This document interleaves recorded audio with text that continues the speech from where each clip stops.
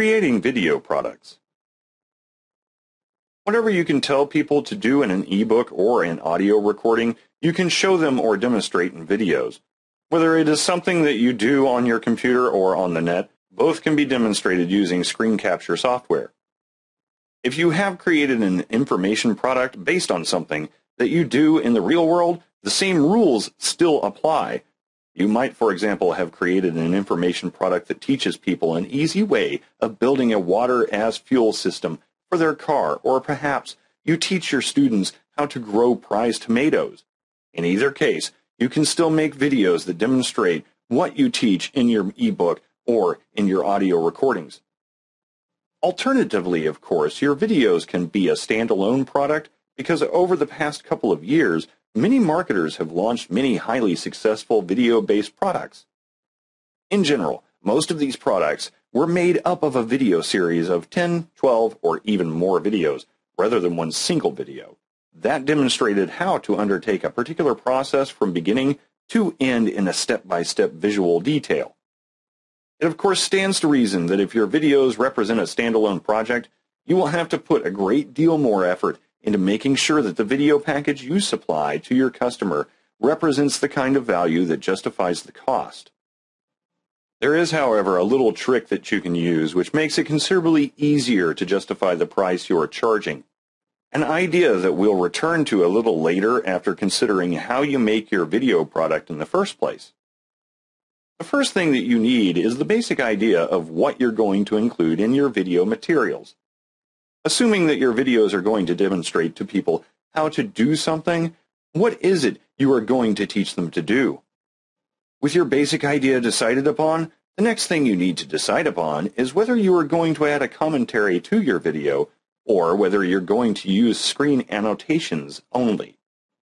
As a general observation, most of your potential customers are likely to perceive videos with a voiceover commentary explaining what is happening on the screen will represent a higher value product than similar videos where you have to read notes on the screen. This comes back to the fact that many people absorb information far more quickly through watching rather than reading, so having to read is a pain for many. Consequently, I would always recommend that you add a spoken commentary to any videos you make explaining what is happening on the screen. Even if what you're doing seems obvious to you, it is not necessarily so obvious to your viewer, so make things as easy as possible for them by analyzing and explaining what is going on. If you need a commentary, you also need a script. Whilst this does not necessarily have to be a script written out in precise detail, you do need to have a written framework which you can follow when demonstrating whatever it is you are showing the viewer. In this way, you make sure that the thing has a flow and that the video shooting process hangs together properly as well. Whether you record your voiceover commentary whilst you are making the video, or if you choose to do so afterwards during the editing process, is another personal choice. For me, I record the voiceover whilst making the video, but it is entirely up to you. Some people find it far easier to record the voiceover afterwards, which is perfectly fine as well. In fact, doing so allows you to focus entirely on the voice recordings, which many people find easier as it means there are less ums and ahs to edit out of the soundtrack. There is another advantage. If you have a written script that details what is happening on the video, you can use this as a video transcript and publish it as an accompanying ebook to increase the value of the video package that you are selling. Remember that as a product creator, it is your duty to enhance value in every possible way, and this represents one very simple method for doing so. Once you have a script that you're going to follow when making your video, the next step is to actually do so. How you actually make the video will, to a large extent, depend upon what it is you are demonstrating. For instance, if you are teaching people to grow prize tomatoes, then you're going to need a video recorder or a digital camera with which you can record the action. Later in this video series, I want to highlight how you can use videos to promote your business once your product is complete and ready for sale. When you use videos for promotional purposes in this way, quality is not a major issue. However, when you are making a product based on videos, quality becomes far more important. So you cannot, as an example, create a video series product using a mobile phone to film what is going on. If people are only watching a free video on YouTube, fine.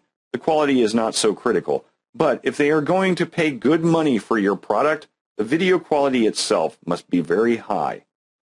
Fortunately, however, most digital cameras and video recorders nowadays have the capacity for recording high-quality video even if you did not pay a great deal of money for your equipment. Nevertheless, remember that video quality is extremely important. If instead of showing people how to grow tomatoes, you are demonstrating something on your computer, then what you need is video screen capture software. The best in the business is Camtasia, but if the cost of the program is too high, you can record perfectly respectable video content with the free but less fully featured Cam Studio. The quality of the video you record using the free software is just as good as the paid software, but there are far less options available for adding things such as special effects and the like. Whichever way you are making your videos, the final job is to edit the raw materials into a tight, well-focused, and above all, professional instructional video or video series.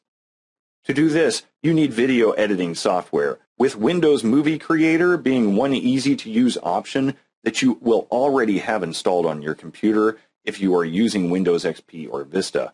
If not, there is free cross-platform editing software available from many sites such as ZS4. Using Movie Maker, the first thing that you will need to do is import the video that you have just made into the software. You do this by clicking the Import link at the top left-hand corner of the initial dashboard page. Find the video that you want to edit on your computer, import it, and you're ready to start editing. With your project imported, the screen will look something like this with the various video clips shown at the top.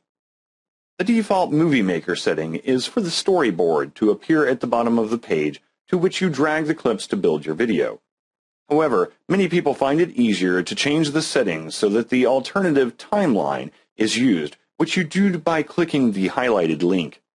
Next to the link, you can also see the microphone icon, which you activate to record your voiceover if you have not already added a commentary whilst making your video.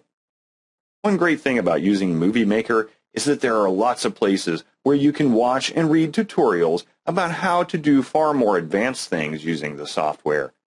This enables you to use it to make high-quality, professional videos of the kind that you need to make if you plan to sell this as a product.